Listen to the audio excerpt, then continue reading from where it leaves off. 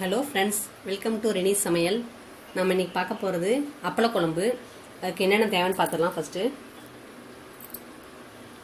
வெங்காயம், சின்ன வெங்காயம் ஒரு 15 சின்ன வெங்காயம் கட் பண்ணி வச்சுருக்கேன். கருவேப்பிலை, 2 மீடியம் சைஸ் தக்காளி கட் பண்ணி வச்சுருக்கேன். சால்ட்டு தேவைக்கு.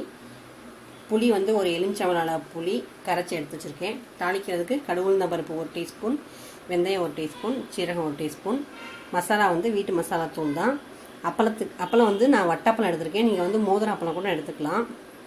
இதை இப்படியே போடக்கூடாது, நம்ம இதை ஃபஸ்ட்டு பொரிச்சு எடுத்துக்கணும். தேங்காய் அரை கப் துருவன தேங்காய் எடுத்திருக்கேன். ஒரு 1/2 டீஸ்பூன் பெருஞ்சீரகம். இதை நம்ம அரைச்சி எடுத்துக்கலாம் குழம்பு ஊற்றுறதுக்கு. வாங்க எப்படி செய்கிறதுன்னு பார்த்துக்கலாம். ஃபஸ்ட்டு அப்பளத்தை பொரிச்சு எடுத்தாச்சு. அந்த எண்ணெயை வேஸ்ட் பண்ண வேண்டாம். நீங்கள் அப்பளத்தை தொடச்சிட்டு போட்டு பொரிச்சிங்கன்னா அதில் இருக்கிற மாவு உதிர்ந்து கருப்பு கருப்பாக ஆகாது.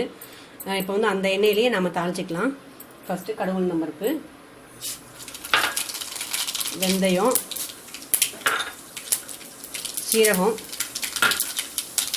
அது லைட்டாக பொரியவும் எடுத்து வச்சுருக்கிற வெங்காயம் கருவேப்பிலையும்,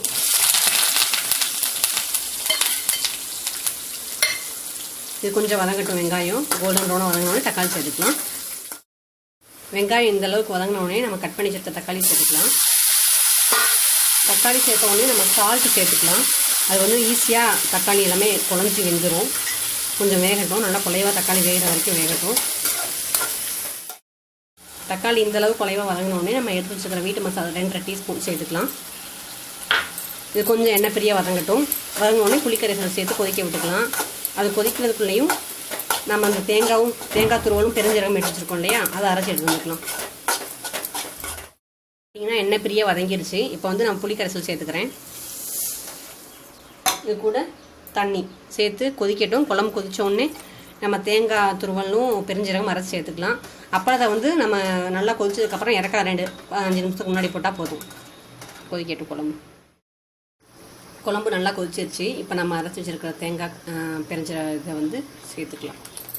சேர்த்து நல்லா பச்சை ஸ்மெல் போகிற வரைக்கும் கொதிக்க விட்டு இறக்க ஒரு 5 நிமிஷத்துக்கு முன்னாடி நம்ம அந்த அப்பளத்தை சேர்த்துக்கலாம். இப்போ தேங்காய் ஊற்றியாச்சு. குழம்பு பச்சை ஸ்மெல் போக நல்லா கொதிக்கணும்.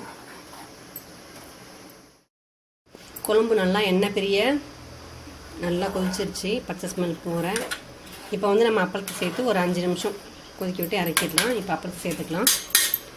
நீங்கள் முழு அப்பளமாகவும் சேர்த்துக்கலாம், இல்லைனா நீங்கள் உடச்சி சேர்க்கணும்னு நினச்சிங்கன்னா 2 இப்படி உடச்சி கூட சேர்த்துக்கலாம்.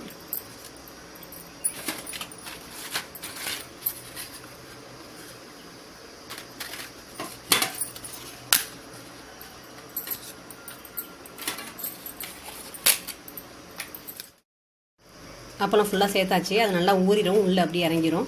ஒரு 5 மினிட்ஸ் மட்டும் கொதிக்க விட்டு அப்படியே இறக்கிடலாம். அவ்வளோதான், நம்ம அப்பளம் குழம்பு ரெடி ஆகிடும். கொஞ்சம் ஒரு 5 மினிட்ஸ் ஆகட்டும்.